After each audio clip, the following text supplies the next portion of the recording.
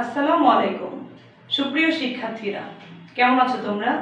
নিশ্চয়ই ভালো আছো, ঘরে আছো ও নিরাপদে আছো। আমিও ভালো আছি।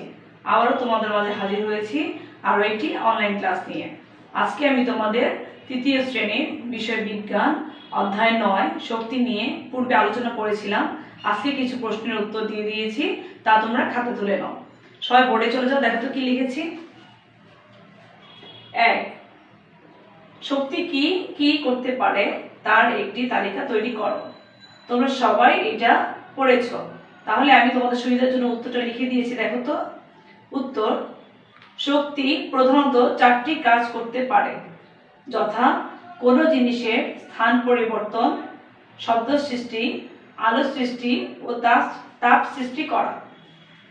নিচে এগুলোকে কাজে লাগিয়ে যেসব কাজ করা হয় তা দেওয়া হলো। 1. শক্তি যা যা করতে পারে। বিদ্যুৎ: 1. ফ্যান ঘোরাতে পারি। 2. ট্রেন চালাতে পারি। আলো: 1. সবকিছু দেখতে পারি। 2. উদ্ভিদ নিজের খাদ্য নিজে তৈরি করতে পারে। তাপ: 1. খাবার রান্না করতে পারি। 2. কাপড় শুকাতে পারি। তাহলে দেখো তো আরেকবার দেখে নাও। ক. শক্তি কি কি করতে পারে তার একটি তালিকা তৈরি করো।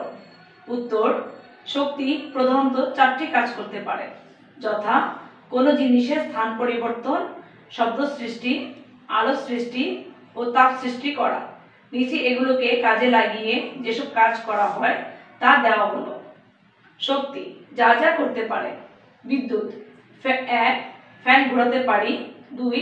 ট্রেন চালাতে পারি। আলো: 1. সবকিছু দেখতে পারি। 2. উদ্ভিদ নিজের খাদ্য নিজে তৈরি করতে পারে। তাপ: 1. খাবার রান্না করতে পারি। 2. কাপড় শুকাতে পারি। খ. আলো শক্তি কি কি কাজে লাগে। আমরা সবাই জানি আলো শক্তি আমাদের কি কি কাজে লাগে। তাহলে উত্তরটা দেখে নিই। আলো শক্তি আমাদের নিচের কাজগুলো করতে পারে। 1. আলো শক্তির সাহায্যে আমরা সবকিছু দেখতে পাই। 2.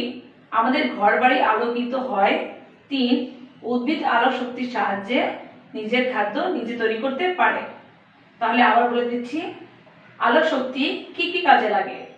উত্তর: আলো শক্তি আমাদের নিজের কাজগুলোতে লাগে। 1. আলো শক্তি সাহায্যে আমরা সবকিছু দেখতে পাই। 2. আমাদের ঘরবাড়ি আলোকিত হয়। 3. উদ্ভিদ আলো শক্তি সাহায্যে নিজের খাদ্য নিজে তৈরি করতে পারে। তাহলে আমি আশা করছি তোমরা সবাই এই দুটো প্রশ্নের উত্তর লিখে নিয়েছো।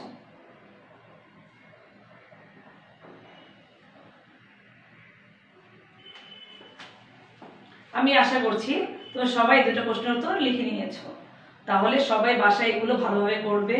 সবাই ভালো থাকবে, সুস্থ থাকবে ও নিরাপদে থাকবে। আল্লাহ হাফেজ।